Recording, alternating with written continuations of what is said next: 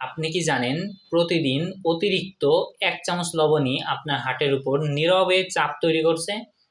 প্রিয় দর্শক, গবেষণায় দেখা গেছে দৈনিক 5 গ্রামের বেশি লবণ হার্টের জন্য মারাত্মক ক্ষতিকর। এতে উচ্চ রক্তচাপের ঝুঁকি বেড়ে যায়, তাও আবার উল্লেখযোগ্যভাবে বেড়ে যায়।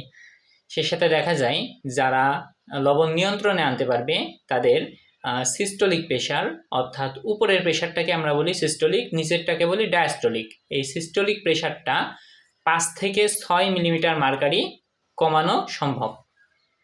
এছাড়াও দেখা যায় লবণে থাকে সোডিয়াম, যেটা শরীরের ভিতরে পানি আটকে রাখে, ফলে দেখা যায় রক্তের পরিমাণ বৃদ্ধি পায়। রক্তের পরিমাণ বৃদ্ধি পেলে দেখা যায় যে ধমনীর ভিতরে চাপ সৃষ্টি হয়। দীর্ঘদিন ধমনীর ভিতরে চাপ থাকলে আস্তে আস্তে হৃৎপিণ্ড দুর্বল হয়ে যায় এবং সেই সাথে স্ট্রোকের ঝুঁকি বেড়ে যায়। প্রিয় দর্শক, লবণের পরিমাণ যদি আপনি 5 গ্রামের মধ্যেই নিয়ন্ত্রণে রাখেন, সেক্ষেত্রে আপনি এই সমস্ত ঝুঁকি থেকে মুক্ত থাকতে পারবেন। আপনার কি মনে হয় নিয়মিত লবণের পরিমাণ কি 5 গ্রামের মধ্যে সীমিত রাখা উচিত? হ্যাঁ অথবা না অবশ্যই আমাকে কমেন্ট বক্সে জানাবেন।